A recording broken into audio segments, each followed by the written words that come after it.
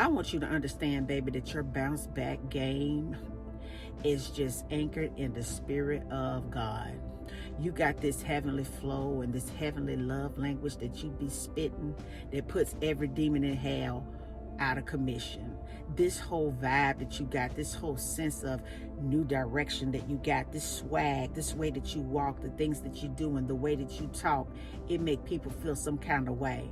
But that's what happens when a person has been through so much hell and God brings them out and they really understand the reason they were made. They understand the reason they were created. They begin to really digest Genesis 1 and they begin to put that word in motion. Because see, a lot of times what we do before we go through hell, we don't understand the significance of the word. We just look at it as words on paper, just something that we can read, something that we may be able to relate to, but it's something when you go through hell and you ain't got nothing to do but grab onto that word and then you begin to swallow it. You begin to digest it spiritually. You begin to speak it. It begins to light up your mind. It begins to change your spiritual frame. It begins to allow you to release dark energy so that you can embrace the spirit of God. And so therefore you're spiritually transformed on an atomic level. I'm talking about down to the atoms of a cell. Your cells begin to sing and dance to the glory of God. And all of a sudden you're standing there more stronger, more powerful than ever before. So you walk into situations and environments and people take notice.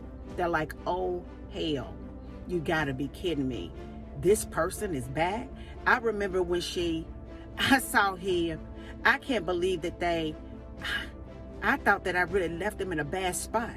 I thought that one thing that happened in their life would keep them down forever. I thought that losing everything that they had, they would never gain it back. So there you stand, not only gained it back, but a double portion of what you lost. Because the word of God says that for your humiliation, come on somebody, and for your pain, come on today, that I'm going to give you a double portion of what you had previously. Come on somebody today. Instead of confusion, God says I'm going to give you a double portion of peace. Come on today. Instead of just chaos, come on somebody, God says I'm going to give you a double portion of a sound mind. Instead of worry, come on somebody, I'm going to give you a double portion of certainty.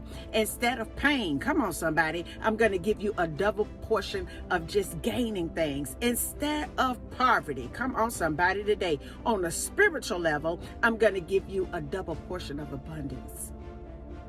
So there you stand today, looking 20 years younger than you were when you went through what you went through. Because I want you to understand something, that when you go through things, depending on what type of spirit you're trying to break up off of your spirit, you are unrecognizable. And your enemy sits back there and they marvel and smile and giggle and cackle at your pain. They look at you like you crazy because you don't look the way that you used to look. Some of you may be looking bad today. Some of you may be confused today. Some of you may have lost it all today. But as long as you have breath in your body, come on somebody, to connect to the ultimate breath of all consciousness and all man and creation, which is the Most High, I want you to understand that it ain't never too late. Come on, for you to begin to dig a little bit deeper in you. It ain't ever too late for you begin to dig a little bit deeper in God. It ain't ever too late for you to come back to that slate right there, and God will meet you where you are, because that is how good God is. So now you are renewed. Now you're looking good.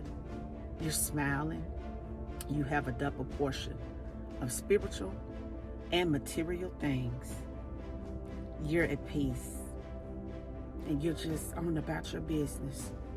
And they mad because they expected for you to stay down, and God made you get right back up.